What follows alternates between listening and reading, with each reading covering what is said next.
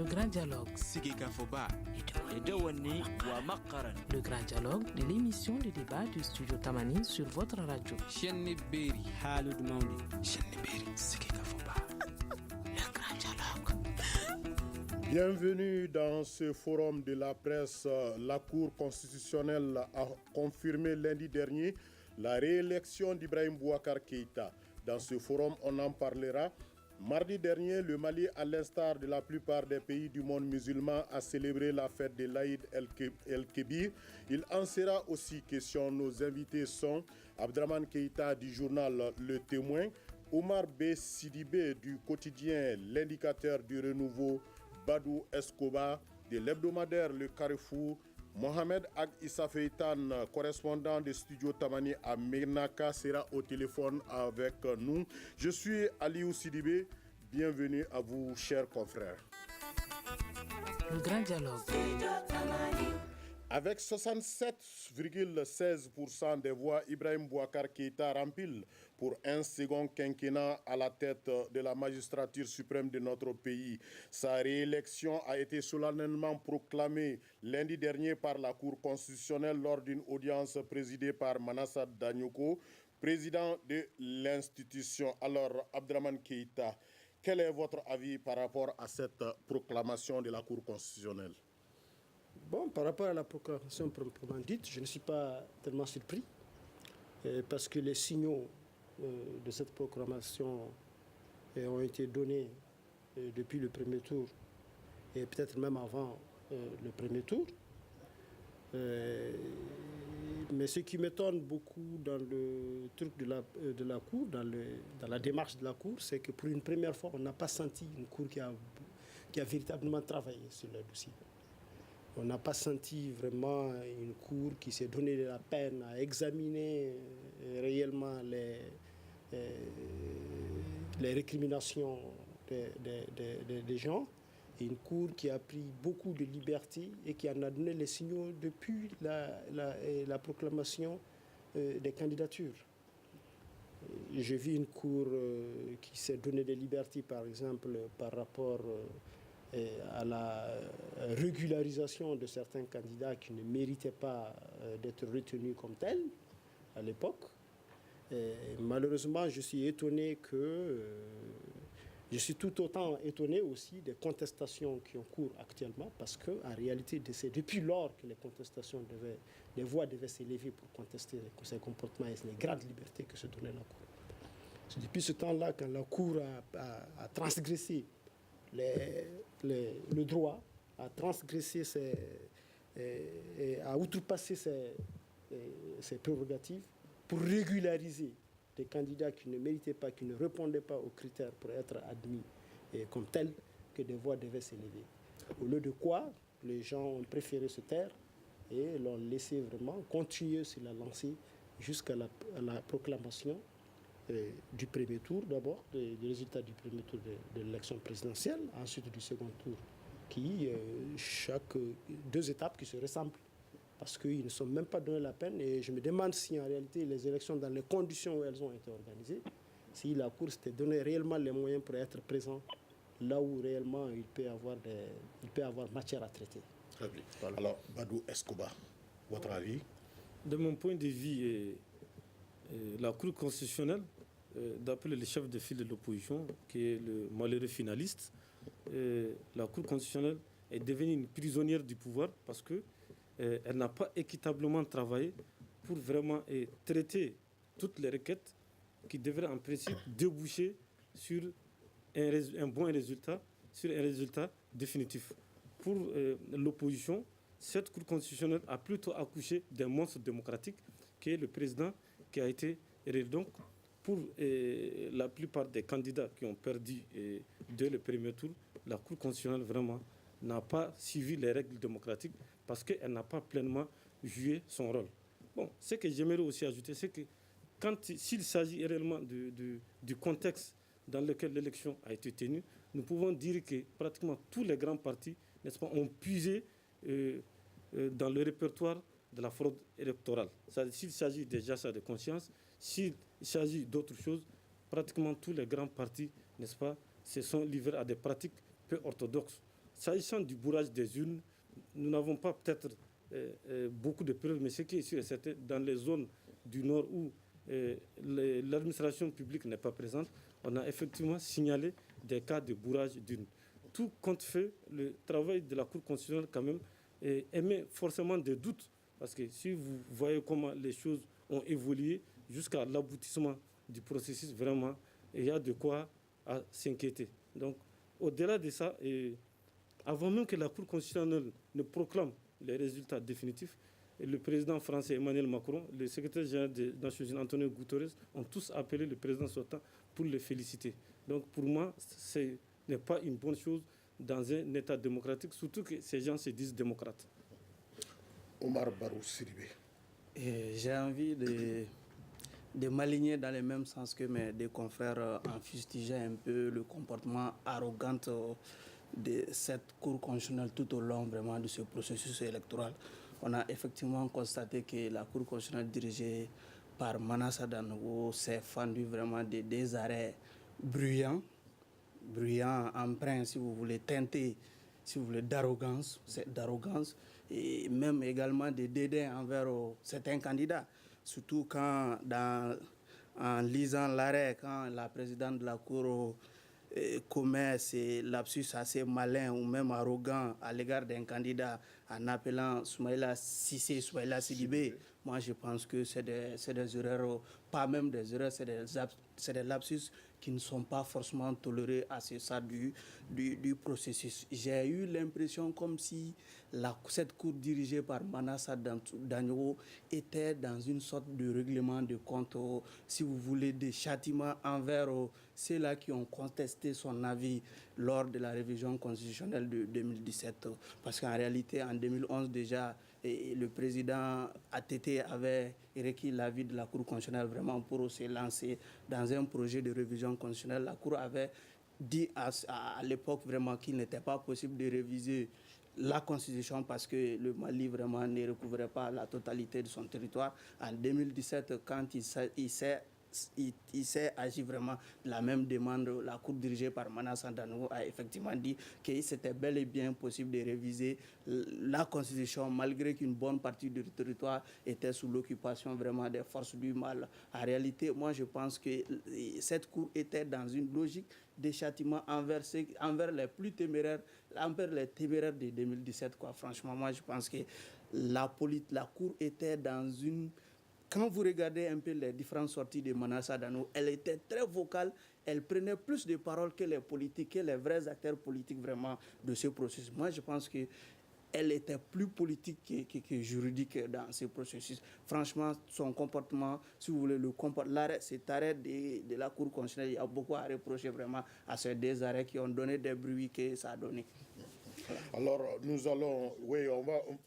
Oui, allez-y rapidement. Peut-être que la Cour n'a pas châtié les gens, ceux qui avaient contesté son avis sur le référendum.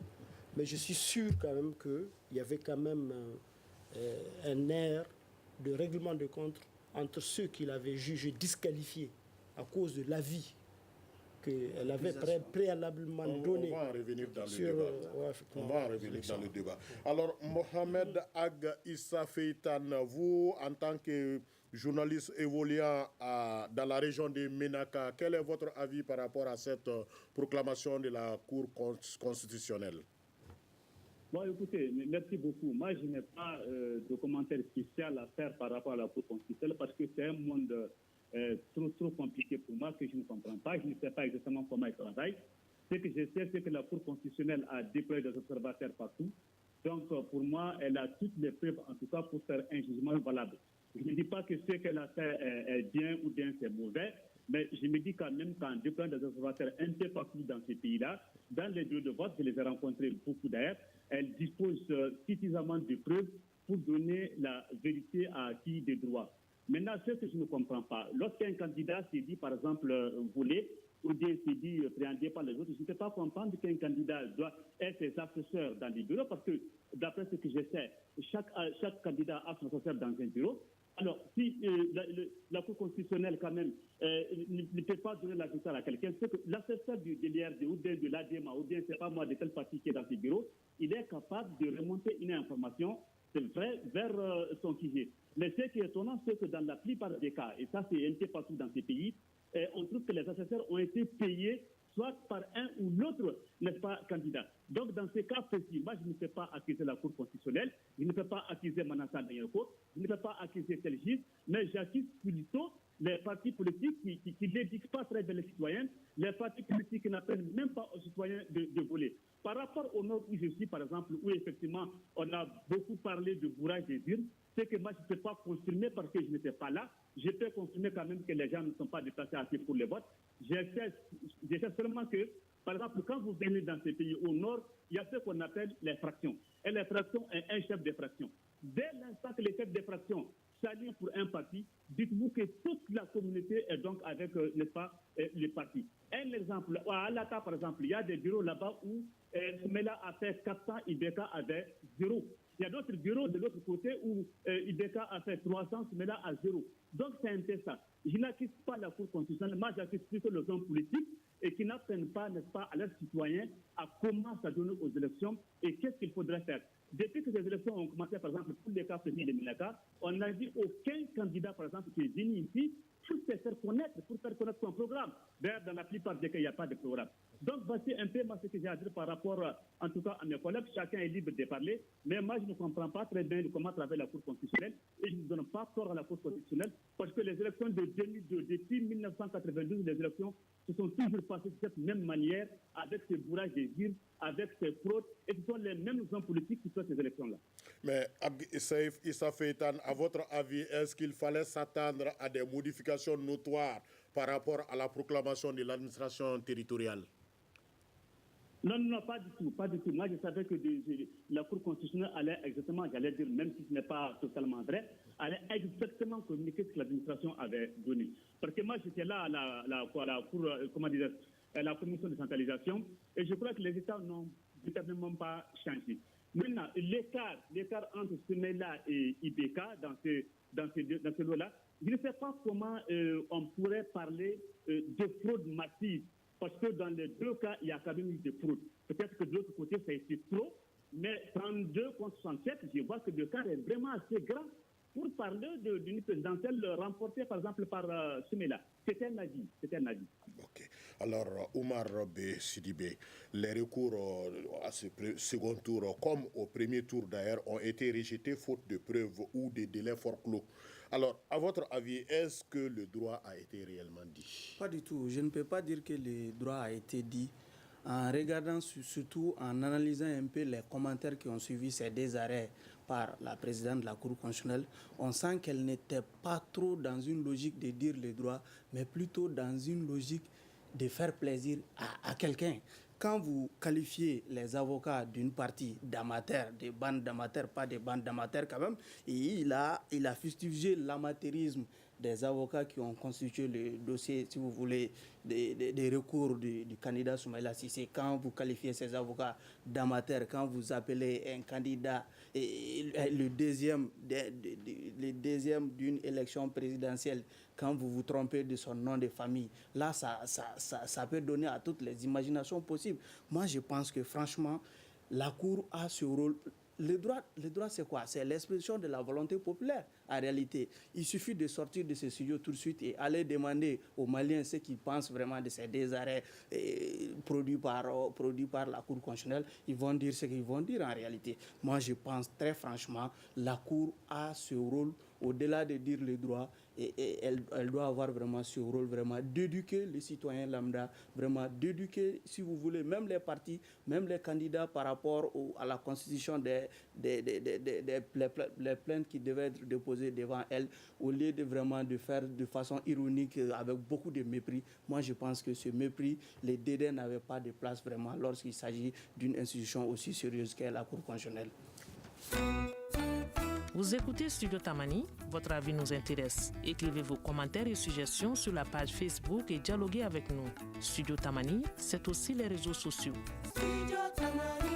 Vous êtes en train de suivre le forum de la presse de ce vendredi 24 août. Et nos invités sont Abdraman Keïta du journal Le Témoin, Oumar B. Sidibé du quotidien L'Indicateur du Renouveau, Badou Escobar de l'hebdomadaire Le Carrefour et Mohamed Ag Issa Feitan est au téléphone depuis Ménaka. Alors, Badou Escobar, est-ce que le droit a été dit? De mon point de vue, le droit n'a pas été tout à fait dit. Quand nous voyons même le comportement de la présidente de la Cour constitutionnelle par rapport à la façon dont les résultats ont été prononcés, vraiment, il y a de quoi vraiment à s'inquiéter. Au-delà de cela, vous savez qu'en 2002, quand même, Soumaïla Cissé a reconnu sa défaite. En 2013, il a reconnu sa défaite. Et cette fois-ci, il dit qu'il ne reconnaît pas sa défaite. Et il est prêt à passer par tous les moyens qui sont à sa disposition pour que le droit soit dit, pour qu'il soit mis dans ses droits. Donc, ce qui veut dire qu'il a des arguments pour vraiment contester le résultat, pour contester la réélection du président El Hadj Ibrahim Boubacar Keïta. Donc, nous sommes en démocratie. Dans un État démocratique, la Cour constitutionnelle doit jouer ce rôle régalien de faire en sorte que, quand un scrutin se déroule, que les résultats soient donnés et que ces résultats soient des résultats fiables. Or, je me rappelle bien, lorsque Manansa Daniogo a donné le nom définitif des différents candidats, elle a bel et bien dit que la Cour constitutionnelle du Mali est la seule Cour constitutionnelle dans la sous-région qui agit à toute indépendance sans pression. Alors, Abdraman Keïta, rarement dans l'histoire de la démocratie malienne, un verdict de la Cour constitutionnelle n'a été autant contesté. Alors, que s'est-il passé réellement selon vous? Bon, ce qui s'est passé réellement, je vais d'abord un peu toucher ce que vous avez dit par rapport au droit, proprement dit. Moi, je pense qu'en réalité,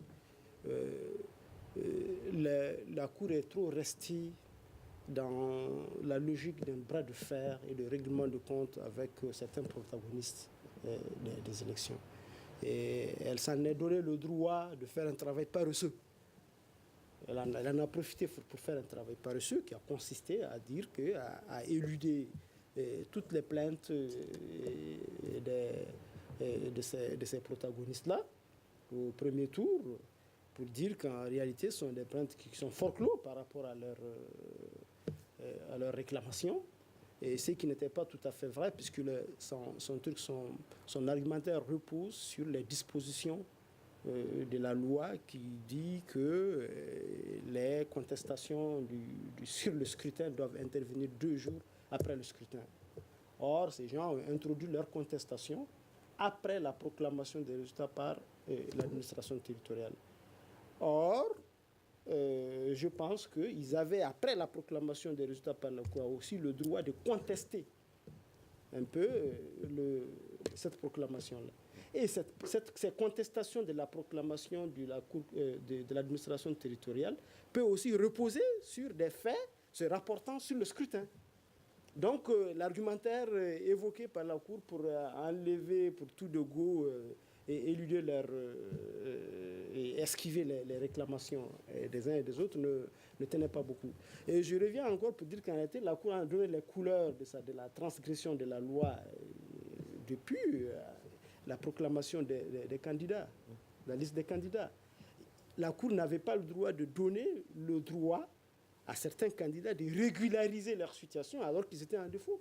À partir du moment où on a déposé sa candidature, et la tendance devrait être que ceux qui n'ont pas respecté les règles et les critères évoqués dans la loi en rapport avec le dépôt de candidature doivent être éliminés. Ils ont donné le droit de repêcher certains en leur donnant la possibilité de se régulariser. Très bien. Voilà sur cette question. Okay. Bon, maintenant, ce qui est arrivé en réalité, ce qui est réellement arrivé, ce que moi je pense qu'en réalité, je suis certain que aujourd'hui l'opposition, ou du moins Soumaïla Cissé et l'URD, se trouve dans une logique de contestation préélectorale. En réalité, on ne peut pas avoir mieux avec les conditions d'organisation qu'ils avaient acceptées en amont que ces élections-là qu'on vient d'avoir. Tous ceux qui sont en train de dénoncer aujourd'hui auraient pu être dénoncés depuis la période préélectorale. Ils ne devraient pas accepter, par exemple, d'aller à des élections dans un pays où l'administration n'était pas présente partout, où la sécurité n'était pas présente partout, où ils n'avaient pas la possibilité d'avoir partout leurs délégués et leurs assesseurs. Voyez-vous, où ils n'avaient pas la possibilité de sillonner un peu partout les villages, y compris dans les zones de son électorat, à lui, de son électorat traditionnel, pour faire campagne et rafler. Donc quand on accepte ces conditions d'organisation des élections, on ne peut s'attendre qu'à un résultat tel qu'il y en a eu comme ça. Donc en réalité, je ne dirais pas que les corrections de la Cour auraient pu inverser la tendance, mais moi je dirais plutôt qu'en réalité, à force d'avoir avalé les couleuvres, à force d'être allé de concession à concession, l'opposition s'est prise dans ses propres pièges. Merci. Alors, une réaction rapidement. Je voulais également dire que, c'est-à-dire le manque de rigueur dans l'examen des premiers recours, si vous voulez, des recours du premier tour, vraiment a valu à cette Cour une gifle internationale en réalité. Cette gifle, je pense que ça a commencé avec les différentes félicitations avant même la proclamation des résultats du second tour par la Cour constitutionnelle. Moi, je pense que la bonne santé de l'axe Élysée, Nouakchott, Kidal et Koulouba, vraiment, c'est beaucoup ressenti dans l'examination vraiment de ces différents recours. Franchement, il y a trop à faire il y a trop de travail à abattre au niveau de la Cour constitutionnelle vraiment pour qu'elle puisse redorer vraiment son blason, vraiment gagner encore éventuellement la confiance vraiment de cette population qui vraiment ne cesse vraiment, ne tarit vraiment pas de mots pour décrier cette Cour constitutionnelle. Elle a du travail à faire vraiment pour gagner encore la confiance de ses compatriotes. Alors, Badou Escoba, oui, une réaction? Ce que j'aimerais ajouter aussi, le comportement des partis politiques. Chaque année, l'État octroie des millions de francs CFA aux partis politiques pour qu'ils conscientisent leurs militants, pour qu'ils fassent comprendre à leurs militants comment voter en toute conscience, en toute liberté, pour celui qui peut sortir le mal de l'impasse. Mais on remarque l'effet contraire. Parce que si nous prenons la population malienne, 18 millions d'habitants, 8 millions d'électeurs inscrits, sur les 8 millions d'électeurs inscrits, moins de 2 millions ont choisi le président de la République. Donc, ça remet en cause même la crédibilité du système démocratique. Et là, je rejoins Jevgenij Brzezinski, l'ex-conseiller à la sécurité du président Jimmy Carter, qui dit que la démocratie a atteint ses limites. Donc, quand vous voyez le nombre d'électeurs inscrits, le nombre d'abstentions, le nombre de suffrages exprimés, il y a de quoi vraiment à réfléchir. Donc, de mon point de vue, les hommes politiques à l'avenir doivent réfléchir à cela. Au-delà de cela, avant même que le scrutin ne soit organisé, les partis politiques de l'opposition n'ont pas exprimé un certain nombre de revendications. Certains d'entre eux disaient en privé que Agarlaf soit le ministre de l'administration territoriale, que le général Chaka Sangare dirige la DGC. Vraiment, ça ne leur inspire pas confiance. La DG, ça ne leur inspire pas confiance. Donc, ils auraient pu réclamer leur tête dès le départ, avant même que le scrutin ne soit organisé. Okay. Mais selon vous, Badou, la rupture de confiance entre la Cour et certains acteurs politiques qui accusent des juges de partialité, est-ce qu'elle aura des conséquences sur notre démocratie? Impérativement, ça va créer un manque de confiance entre la classe politique et la Cour constitutionnelle. Parce que pour la classe politique, pour la plupart des candidats, cette Cour constitutionnelle est une Cour constitutionnelle qui est prise en otage par le président de la République. Donc cette Cour constitutionnelle ne peut pas agir en toute indépendance, en toute objectivité. Or, dans une démocratie, dans une grande démocratie, dans une bonne démocratie, la Cour constitutionnelle quand même est en partie garante, n'est-ce pas, de l'ancrage de la démocratie. Donc, à mon avis, pour les prochains scrutins à venir, vraiment, les pouvoirs publics doivent penser comment faire en sorte qu'il y ait cette confiance entre la Cour constitutionnelle et la classe politique. Alors, oui, allez-y. Oui, moi, je dirais qu'en réalité, on en parle comme si, en réalité, c'est une génération spontanée de Cour constitutionnelle. Non, non. La Cour constitutionnelle a toute la rupture et le manque de confiance, c'est-à-dire les Maliens oublient vite. Sinon, la rupture et le manque de confiance de la classe politique et la constitutionnelle ne datent pas d'aujourd'hui.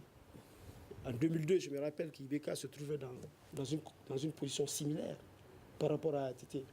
Il avait contesté les élections, mais contrairement à Soumaïla, à la différence de Soumaïla, après la proclamation des résultats par la Cour constitutionnelle, il a appelé à l'apaisement au nom d'un deal qui n'a pas été révélé et dont on a vu le résultat avec les élections législatives plus tard.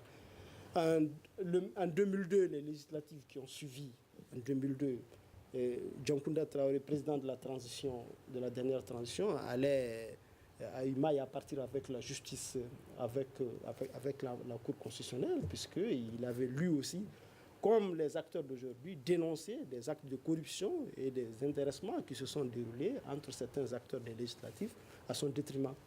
Et ça crée un grand bout. Donc en réalité, en 2013, on a eu une inversion spectaculaire de résultats aux législatives qui ont abouti, qui ont débouché sur le Parlement actuel, l'Assemblée nationale actuelle qu'on voit, et avec tout ce qu'on sait là-dedans. Plus loin, auparavant, en 2002, c'était les mêmes inversions de résultats qui avaient à l'époque fait dire, qui avaient à l'époque inspiré le terme de troisième tour à un certain Soumaïl Boubé Méga, Premier ministre aujourd'hui, puisqu'il était à l'époque à l'ADEMA et président de la commission électorale de l'ADEMA. Il avait eu sa majorité aux législatives de 2002, mais la Cour avait inversé les résultats dans beaucoup de localités, dans beaucoup de circonscriptions électorales. Donc, en réalité, le truc, ça ne date pas d'aujourd'hui. Mais les Maliens, chaque fois, après chaque quinquennat, on oublie vite. Et les gens, à force de courir derrière des résultats électoraux, ne tiennent pas compte de la donne Cour constitutionnelle. Mais est-ce qu'il y a d'autres recours pour Soumaïla Cissé? Non, je ne pense pas qu'il y ait d'autres recours, mais là, c'est déjà pour lui le recours sur la rue. Il s'est engagé dans une logique de se faire justice par la rue. Voilà. Je pense qu'en réalité, non. Je pense que Soumaïla Cissé doit se remettre en cause aussi, parce qu'en réalité, les choses seraient déroulées autrement s'il avait été alerte. Il vient de le dire après moi, avant les élections, qu'il ne pouvait pas partir aux élections avec des conditions d'organisation déjà et les gagner. Au lieu de quoi, je pense qu'il s'est fait des illusions. Et pas lui seulement, beaucoup d'autres, les 24 autres candidats peut-être se sont fait des illusions sur l'impopularité du président de la République sortant, oubliant que, je pense qu'en réalité, ça ne se joue pas seulement sur les réseaux sociaux, mais qu'il y a aussi des réseaux structurels qui agissent beaucoup plus dans les élections que les réseaux sociaux. Et puis le boucan qu'on entend à chaque fois de la part de gens qui ne vont même pas aux urnes. Ok. Alors justement, Soumaïla Cissé annonce qu'il ne reconnaît pas la victoire du président sortant et appelle à une marche demain, samedi. Alors, quelles sont les chances pour lui d'obtenir gain de cause? Oui, mais en la matière, moi je pense que un candidat à l'élection du président de la République, un candidat malheureux, entre guillemets, il a des recours. Le premier recours, ça, c'est d'ordre judiciaire, c'est de porter ses plaintes devant une cour constitutionnelle, ce qui a été épuisé déjà. Je pense que l'autre recours, ça, c'est les contestations politiques. Okay? Donc, moi, je pense qu'ils ont épuisé la première phase des recours. La deuxième phase, ça, c'est les contestations des résultats. Et ça, personne ne peut prédire vraiment l'issue vraiment de ces contestations. Personne autour de ces plateaux ne peut quand même prédire ces questions-là. Moi, je pense que pour revenir un peu en arrière, cette question de méfiance, si vous voulez, des acteurs politiques vis-à-vis de la Cour constitutionnelle va demeurer jusqu'à ce qu'on vide la question de l'inféodation, si vous voulez, de la Cour constitutionnelle ou bien même des membres de la Cour constitutionnelle à l'administration ou au pouvoir politique en place. Si vous voulez, si on n'arrive pas à changer les conditions de désignation de ces membres de la Cour constitutionnelle, moi je pense que cette méfiance va vraiment demeurer. Il faut vraiment que nous arrivions vraiment un jour vraiment à changer, si vous voulez, les conditions de désignation des membres qui devront siéger au niveau de la Cour constitutionnelle. Imaginez, cette Cour est composée de 9 sages. Comment sont nommés ces 9 sages? Connaissant, si vous voulez, la mentalité du Malien, les devoirs d'ingratitude vis-à-vis de l'autorité de nomination. Est-ce que tous ces membres vraiment seront imbus vraiment de ce devoir d'ingratitude vis-à-vis de cette autorité de nomination? Je ne pense pas. Nous, franchement, on récompense le bien par le bien chez nous. C'est ça le vrai malien. Donc, tant qu'on n'arrive pas à vider cette question, on n'arrive pas à changer les conditions de nomination de ces... Oui. Changer les textes. Changer les textes, justement. Voilà, donc, il faut revoir un peu le texte, pas seulement les conditions de nomination de ces gens-là, mais aussi revoir un peu le champ de liberté et le champ d'action de la Cour constitutionnelle sur les élections. Voilà. Une réaction, Un avis, Un commentaire, réagissez sur la page Facebook de Studio Tamani et restez connectés avec nous. Studio Tamani sur les réseaux sociaux pour vous faire entendre. Nous sommes toujours dans le cadre du forum de la presse et nos invités sont Abdraman Keïta du journal Le Témoin, Oumar Barou Sidibé du quotidien L'Indicateur du Renouveau, Badou Escobar de l'hebdomadaire Le Carrefour et Mohamed Ag Issa Feitan, notre correspondant à Menaka. Alors, monsieur Sidibé, une réaction? Voilà, donc je disais que cette contestation politique, ça c'est la suite logique vraiment du combat que les candidats, pas le combat, bon, je ne sais pas, de la méthode que, et la voie, si vous voulez, la voie que les candidats Soumaïla Cissé avaient empruntée depuis la proclamation du résultat provisoire par le ministre de l'administration territoriale. Franchement, ça traduit encore toujours, c'est la suite logique de sa méfiance vis-à-vis de la Cour constitutionnelle qui a proclamé ce résultat définitif. Moi, je pense que le camp Soumaïla est dans cette logique vraiment de ne pas reconnaître cette Cour constitutionnelle parce que le camp avait demandé sa récusation. On ne peut pas aimer une chose et son contraire. On ne peut pas demander à quelqu'un vraiment de ne pas juger ton jugement et se plier vraiment au jugement rendu par cette même Cour. Vraiment, il suit une logique. Okay. Voilà. Est-ce que Soumaïla a une chance d'avoir gain de cause? Ça m'étonnerait que Soumaïla ait gain de cause et je pense que cette élection relève désormais de la préhistoire. Parce que demain, il va sortir, les gens vont sortir peut-être pour contester le résultat, mais ça ne produira pas grand-chose. Vous savez, l'histoire n'est pas le fruit du hasard. Elle suit une logique mûrement réfléchie. Si nous prenons le cas spécifique de Soumaïla, en 2002, nous savons tous comment il a tripatouillé pour être le candidat de l'ADEMA. Donc, il n'a qu'à s'en prendre à lui-même. Et au-delà de ça, pour la stabilité même du Mali, les voisins du Mali accepteront difficilement que le chaos soit sémé dans ce pays-là. Parce qu'ils disent que le Mali est une digue. Si le Mali se disloque, c'est toute la sous-région qui va en pâtir. Donc, ce qui est sûr et certain, ils vont essayer de faire raisonner Soumaïla si c'est pour lui faire comprendre qu'à l'heure actuelle, la stabilité du Mali est une nécessité pour l'ensemble des pays de la région. Et le président El Hadji Ibrahim Boubacar Keïta, depuis Nouakchott hier, a été clair. Il dit que Soumaïla Cissé qu'il arrête de faire le marchand d'illusions et que lui, il est là, il est prêt à lui tendre la main pour qu'ils puissent travailler ensemble. Et je vais rebondir aussi sur la question de la Cour constitutionnelle. Les cours constitutionnelles en Afrique ont toujours été comme ça. Vous avez vu le cas du Zimbabwe où Nelson Chamisa, après avoir tenté de contraindre le président sortant par la rue, s'est référé à la Cour constitutionnelle et cette Cour constitutionnelle a finalement tranché en faveur du président sortant Emerson Mnangagwa. Donc, de mon point de vue, Soumaïla Cissé, vraiment, il n'a qu'à essayer de se résigner, de voir comment restructurer son parti et préparer 2023. Sinon, pour 2018, c'est pratiquement terminé. Ok. Alors, autre sujet, les musulmans du Mali ont célébré mardi dernier la fête de Tabaski, communément appelée fête des moutons. Cette année, le marché de bétail n'était pas suffisamment approvisionné et les prix étaient trop élevés. Alors, Badou, on revient toujours à vous. Comment expliquez-vous cette situation dans un pays à vocation agro-pastorale comme le Mali? Non, la cherté du bétail sur pied a une explication. Vous savez que c'est le centre du Mali qui produit beaucoup d'animaux. Or, il y a une insécurité totale dans le centre. L'insécurité dans le centre n'est pas résiduelle, mais elle est totale. Donc, les voies d'approvisionnement sont difficiles d'accès actuellement à cause des mines anti-personnes, etc., etc. Donc, les quelques rares commerçants qui ont pu transporter le bétail à Bamako, ils ont triplé les prix.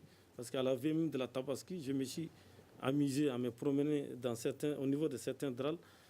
le mouton qui coûte le moins cher, ça, c'est 75 000 francs. Le mouton qui coûte cher, ça, c'est entre 250 000 et 300 000 francs. Bon, pour un journaliste, si vous me dites de payer un mouton... Dans la vente promotionnelle du gouvernement, il y avait des moutons de 50 000. Oui, ça c'est la vente promotionnelle du gouvernement et ça a été respecté. Vous savez que nous sommes dans un État libéral. Le gouvernement fixe ses prix, mais les vendeurs de bétail ne sont pas obligés de respecter ces prix-là. Or, l'État n'a pas de moyens de pression sur ces vendeurs de bétail. C'est ça le problème, en fait. Donc, ce qui fait que beaucoup ont attendu parce qu'à la dernière minute, ceux qui n'ont pas pu écouler leurs moutons ont été obligés de rabaisser le prix. Nous, on a profité de ça pour en acheter parce que nous, on est des journalistes. Quand vous dites à un journaliste de payer un mouton à 200 000 francs CFA, c'est pour lui créer des problèmes. Alors, Barou, des explications à cette situation? Dire que le marché n'était pas fourni ou approvisionné, moi je pense que je ne vais pas m'hasarder vraiment à me lancer dans cette logique forcément. Parce qu'après la fête, on a fait un tour vraiment, les moutons sont vraiment dans les différents marchés. Mais le prix, franchement, la fête, comme vous l'avez dit, c'est la fête des moutons en réalité. Donc c'est une période de surenchère, de la flambée des prix de ces moutons-là. Je pense que ça, c'est chaque année, quoi. Les gens se plaignent vraiment du prix élevé de ces moutons pendant cette période. Ce n'est pas un fait nouveau. Voilà. D'accord. Alors, Abdraman, vous avez quelque chose à ajouter? Oh, mais je pense qu'en réalité, à chaque année, on assiste à la même chose. Ce qu'il a dit, c'est forcément, c'est quand même un phénomène qui a beaucoup joué sur... D'accord. On ne va pas toucher un aspect de le ce truc, problème. mais ce qu'il faut dire, c'est que chaque année, on assiste à la même chose. C'est quoi? C'est le jeu du chat et la souris entre les acheteurs et les vendeurs. Alors, de moutons. Et donc, très souvent, ça se termine toujours à la faveur des... Le plus souvent, ça se termine toujours à la faveur des vendeurs. D'accord. Mais le mardi, jour de la fête, et le lendemain, mercredi, officiellement chômé et payé au Mali. Pourtant, le jeudi, on a assisté à un absentéisme criard dans les services publics. Alors, comment expliquer ce phénomène? Pratiquement dans les services publics. Cela s'explique d'abord parce qu'en réalité, chez nous, la fête, c'est 3 jours. En réalité, c'est 3 jours. Le premier jour, c'est tous les grandes fêtes. Les 3 jours, les premiers jours, les gens le font, le consacrent à l'abattage des animaux. Le deuxième jour et le troisième jour le consacrent aux salutations des parents les plus proches. Voilà, je pense que ce qui a inspiré aux autorités de prendre le deuxième jour de la fête comme jour chômé, puisqu'ils pensaient qu'en réalité, c'était un jour où les gens, de toutes les façons, allaient s'illustrer par un absentéisme. Mais en réalité, chaque lendemain de fête était un absentéisme. Oui, mais le lendemain était férié, mais le surlendemain, il ne l'était pas. Ce que je te dis, chaque lendemain, puisque le lendemain était férié, et chaque lendemain de fête a toujours accouché d'absentéisme. Ok. Badou, est-ce que l'État doit continuer à tolérer cet aspect quand même de la fête? Ça pose quand même des problèmes au niveau de l'administration. Parce que souvent, si vous avez urgemment besoin de documents, c'est compliqué tout ça. Mais en réalité, il faut reconnaître que beaucoup ne sont pas de Bamako. Il y a beaucoup de cadres qui servent ici, mais à l'approche de la fête, ils voyagent, ils vont dans le centre, ils vont vers le nord, ils vont vers le sud pour aller fêter à côté des parents. Donc, le temps de retourner aussi, ça crée des problèmes. Même si l'État n'avait pas chômé le mardi et le mercredi, les administrations allaient être vides. Donc, parce que la Tabaski, la fête du mouton, pour nous, c'est quelque chose de très important. Pour la Oumma islamique, pour la grande communauté musulmane, c'est une fête particulière. Donc, c'est une fête où on présente des excuses, on mange de la viande, et on célèbre ça dans une atmosphère de fête. Donc, vraiment, dire qu'un seul jour, ça va suffire, et ça m'étonne. Et même si l'État n'avait pas chômé les 2 jours, les gens allaient chômer. Ça, c'est clair. Dire que beaucoup ne sont pas de Bamako, je pense que ça, ce n'est pas une excuse vraiment pour ne pas être dans ton lieu de travail. Et lorsque le jour n'est pas férié, je sais que vous êtes venu travailler, même si vous n'êtes pas de Bamako, vous êtes obligé vraiment de respecter la permission, de respecter le jour qui est férié, le jour qui n'est pas. Ça traduit simplement les grands bazars vraiment qui existent au niveau de nos administrations publiques en réalité. Personne ne contrôle personne et tout le monde est laissé à lui-même. Mais quelle solution vous proposez? La solution, ça vient du plus haut niveau. ton directeur ne peut pas venir travailler et le planton vraiment refuse de travailler au motif que prenant le prétexte vraiment de la fête pour ne pas venir travailler. Ça, ce n'est pas possible. Si le chef est absent, tout le monde s'absente. Okay. Voilà. Badou, la solution. La solution, que l'État prenne ses responsabilités, que le président sortant qui a été réélu sache manier le bâton et la carotte, comme il dit que rien ne sera plus avant et qu'il va désormais se C'était en 2013. Rien ne sera plus comme avant. Bon, on va attendre de voir. Alors, Abdraman, est-ce que vous avez des solutions à proposer? Quelle sera la solution? Non. La solution on ne peut pas avoir une solution seulement pour les fêtes. En réalité, c'est un phénomène. L'absentéisme, les phénomènes, le manque de rigueur, c'est quelque chose qui se répand sur beaucoup d'autres choses. Donc en réalité, je pense qu'il faut insister un peu sur le civisme, la citoyenneté et le goût du travail. Il faut donner aux citoyens maliens le goût du travail. J'ai l'impression qu'en réalité, parfois on a même vu pire que ça. On a même vu par exemple, l'État même décréter des jours fériés qui ne devraient pas l'être. Beaucoup de fois qui ne devraient pas l'être. Donc en réalité, l'État est en train de l'encourager. Là où il devrait encourager au contraire la rigueur, l'assiduité et puis le goût du travail et le labeur. Donc c'est ça, donc il faut cultiver un peu beaucoup plus de citoyenneté, un peu beaucoup plus de sens de la responsabilité des gens, et c'est là, ça demande un travail de longue haleine. Ce n'est pas, non, la sanction ne marche pas un peu dans ça. Il faut être beaucoup plus didactique. Il faut que, c'est-à-dire, je sais pas, c'est un travail de longue haleine, c'est quelque chose qui s'est ancré dans le temps. Il faut du temps pour qu'on en sorte. Donc, apparemment, par rapport à notre premier sujet, apparemment même l'opposition, à travers Soumaïla Cissé, a respecté quand même cette rôle qui était faite. Comment? L'opposition qui a attendu. C'est clair, l'opposition encore plus, puisqu'elle est dans une dynamique populiste. Il veut ramasser les gens, il ne va pas dire quelque chose qui déplaît à la masse. Moi, je pense souvent, on amène tout sous l'angle social et qu'on sorte de cette situation, qu'on prenne des sanctions sévères. Il y a une loi qui est là, on doit respecter cette loi. Il y a une heure précise pour venir au service. La sanction ne peut s'exercer, ne peut avoir de l'effet que quand la masse y adhère. Quand la majorité n'adhère pas à une sanction, ça n'a pas d'effet. C'est pourquoi en réalité, il faut cultiver. Il faut avoir d'abord l'assentiment de la masse. Abdraman, on va écouter Escoba. Donc, moi, je me dis que nous, les pauvres, c'est nous qui sommes les victimes. Parce que vous avez besoin d'un document administratif. Vous partez, celui qui doit vous faire ce document administratif, il est absent. Il est absent pour quel motif? On ne vous le dira jamais. Donc l'État n'a qu'à sévir. Il y a une heure précise pour commencer à travailler. Il y a une heure pour aller à la maison. Et je pense qu'en 2013, quand Ibeka est venu, on avait commencé un procédé. On amène un cahier. Si vous venez, vous écrivez votre nom, vous mettez l'heure à laquelle vous êtes venu, vous émargez. Je pense que c'est des procédures qui doivent continuer. Ce pointage. Donc, c'est un processus qui devait continuer. Okay. Comme ça, on va connaître. D'accord. La pentade regarde toujours les nuques vraiment de ses devanciers, c'est ça. Très bien. Voilà. Alors, nous disons merci à Abdraman Keïta du journal Le Témoin, Omar Barou Sidibé, merci du journal L'Indicateur du Renouveau, Badou Escoba de l'hebdomadaire Le Carrefour, merci. Mohamed Ag Issa Feitan depuis Menaka, nous te disons merci. Alors, nous sommes au terme de cette émission. Merci de l'avoir suivi. Vous pouvez la retrouver sur notre site www.studiotamani.org et réagissez sur les réseaux sociaux et sur notre répondeur au 75 84 11 11 et 75 84 12 12. Ce débat a été réalisé par la rédaction de Studio Tamani et mise en onde par Peting Diara. La régie vidéo était assurée par Salim Djouara et je suis Aliou Sidibé à la présentation. À la prochaine. Le Grand Dialogue. Le Grand Dialogue de l'émission de débat du Studio Tamani sur votre radio.